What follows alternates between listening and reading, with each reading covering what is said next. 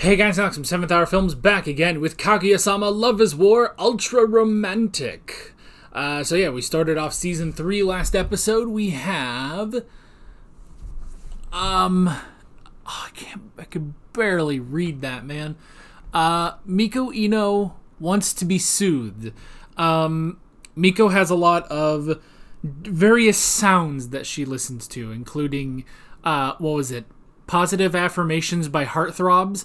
Unfortunately, she did not plug in her headphones correctly, and so Ishigami was panicking because he could hear it, and he didn't want everyone else to hear it, and then everyone else heard it, and they all just tried to ignore it as best they could. Kaguya doesn't realize... Oh, wait, now I remember. I was about to say I don't remember what it is, but then I just see the word line in the description of last episode.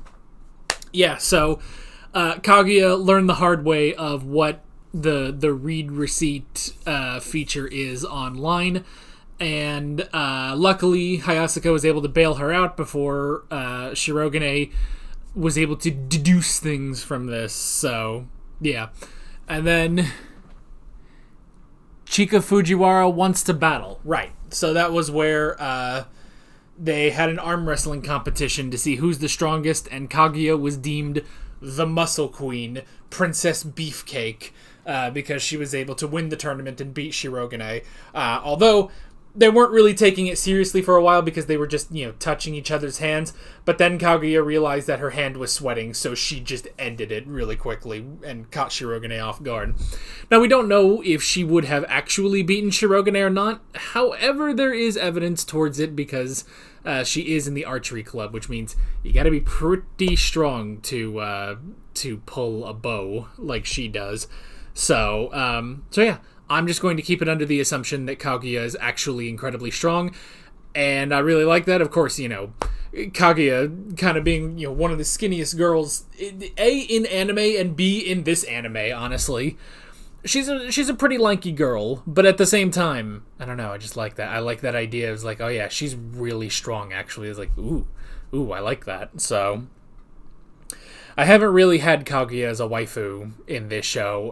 It started off with Fujiwara, but then as soon as they introduced Hayasaka, all bets were kind of off. But this is a +1 for Lady Kaguya. So none of this matters. Like always, the reaction is down in the description and in the pinned comment for your viewing pleasure. So why don't we just go ahead and jump right into this episode of Kaguya-Sama Love is War Ultra Romantic. Here we go.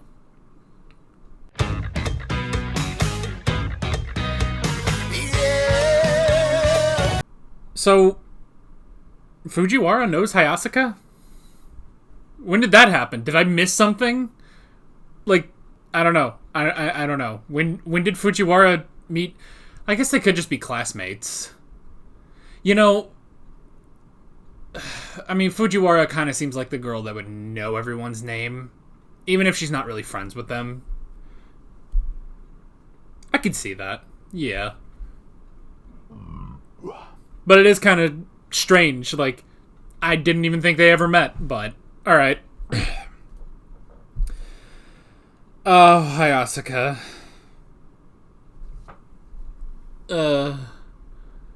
She's just mad. I mean, it's literally because of the whole thing of, like, oh, I can't, you would suggest that I would throw myself into a lecherous pool of insatiable men.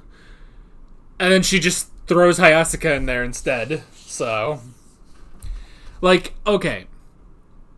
Do we think she actually wants to take Shirogane away from Kaguya?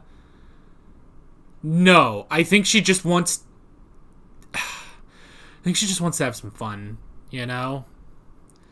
I think there's only so much she can do, And I mean, like, okay, we're talking about acting. Where is the real Hayasaka? Like, did we see the real Hayasaka today? I would say a little bit. I think we saw her a little bit. Namely, just her exhaustion after trying to listen to Shirogane rapping. I think that was a very genuine Hayasaka moment. But Because we had Mad Hayasaka. Then she did put on the act a little bit. I mean, okay. I think the most real we've seen Hayasaka, there's two scenes that come to mind. One is the bath scene in season 1. 2 is when she was geeking out over smartphones in the season 2 finale. I think those are the points where we saw the genuine, true Hayasaka, where she is just a normal teenage girl, you know? It's a rare thing. It's a rare thing. It's a very rare thing to see the real Hayasaka. And, you know, there's the question, I guess. Can someone love the real Hayasaka? Well, I think I speak for all weebs watching this show when I say yes. But I get it. Man, like, this got, like, real. This got, like, real quick, too.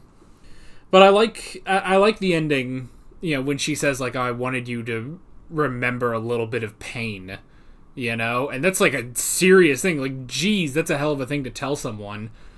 But I like that Kaguya immediately is like, I get it. I get what you're saying, you know, because she understands. And I like how she says, you know, no one in this world understands your sadistic personality more than I do. And Hayasaka says, well, yes, that's because your personality is exactly the same. But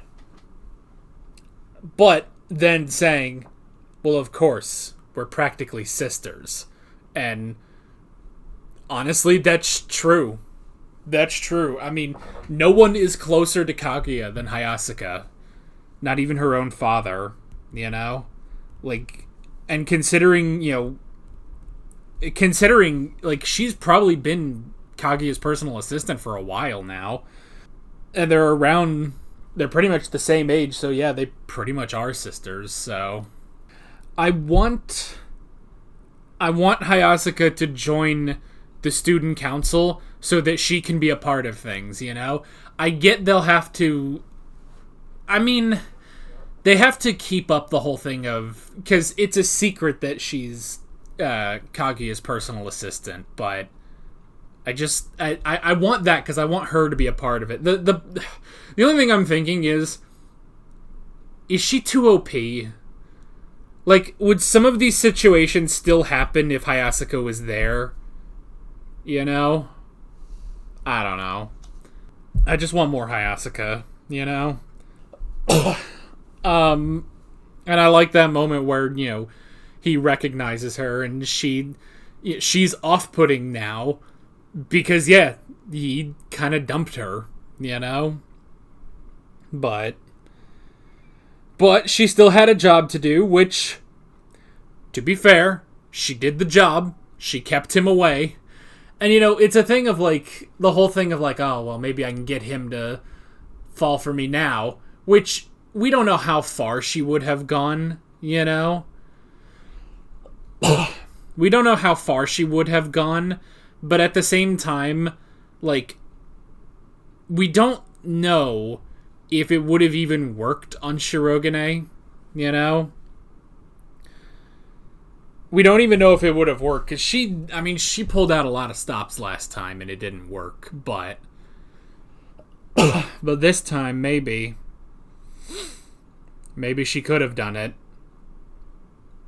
But, fortunately for Kaguya, Shirogane cannot rap to save his life. So that's something, at least. And that was a good plan on Kaguya's part of, like, oh, how do I, break them up, basically. And it's like, well, if Fujiwara just shows up, that'll work. Because Fujiwara just shows up everywhere, you know? And she was happy. She was happy to come sing at karaoke with her. But I just love that moment as soon as, like, oh no, the president, he tried rapping. Just all this, like, PTSD came running back to Fujiwara. And she was like, nope, out of here. There are only a few things that she can put up with, you know? And that's not one of them. That is not something she can put up with. But still, why she knows Hayasaka? I just assume they're classmates. I'll just assume they're classmates, so. But yeah, that got real. That got, like, really real. I mean, I guess maybe a question, is Hayasaka gonna try to do this again? I don't know, because I feel like, you know, the message got through, you know? And it's the fact that the only reason she did this was because she was mad, you know? And Kaguya assumed that too, is she only did this because she's mad. So, don't do that. Don't do that. Don't make her mad. Like, don't throw her into a room with, you know, lecherous men. And, you know, I was kind of waiting for a moment, because, like, I would assume that, you know, that guy that was trying to come on to her, I assume she could just, like... You know what? I feel like if any character could do, like, the Vulcan neck pinch from Star Trek, I feel like Hayasaka could do it, or just, like, a hit to the neck and he goes down, you know? But that was a really good moment. That was such a good moment of Shirogane saving her, you know? I kind of wanted to go back. I was kind of talking over that. Just want to see what he said. Also, she's a great singer. Like, the voice actor is a really good singer, so. Just play along for now. Thought you were good at acting.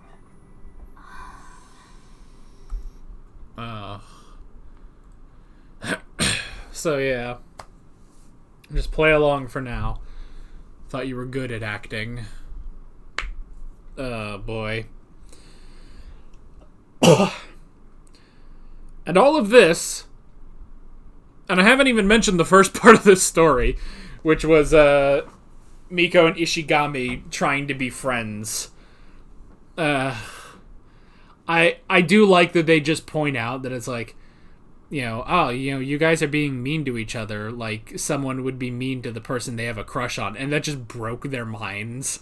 They just complimented each other. Then, you know, they started being nice, like.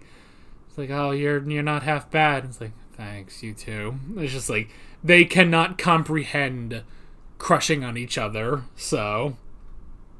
But I mean, I've said that before, where it's just like, those two, like, at some point, they're just gonna get into a giant argument, and then, like, clothes are gonna start coming off, you know? Like, it's gonna have, I mean, presumably will happen when they're older, you know? Well, there's a lot of crap on my glasses all of a sudden. I made it worse. I made that worse. Hang on. Right behind the camera here is a glasses cleaner. So I will clean my glasses while we finish up this discussion. Oh, I can't see now. It is ridiculous. Anywho. But that was good. I mean, yeah, it's just like I mean, I don't know. What are ships with this show, you know? Because I feel like you can't really do too much shipping with this show, because the show already ships, you know?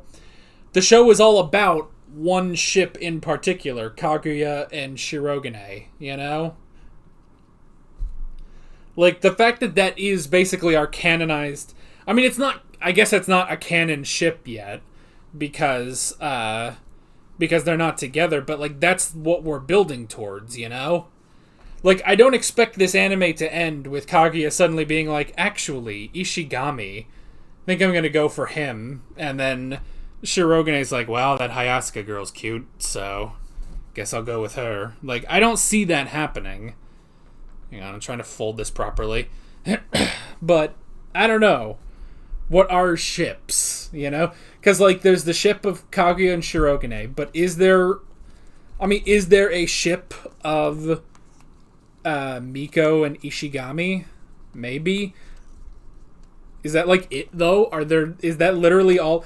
I mean, to be fair, that is all two boy characters that are in this show, you know? Like, at least there is more than one.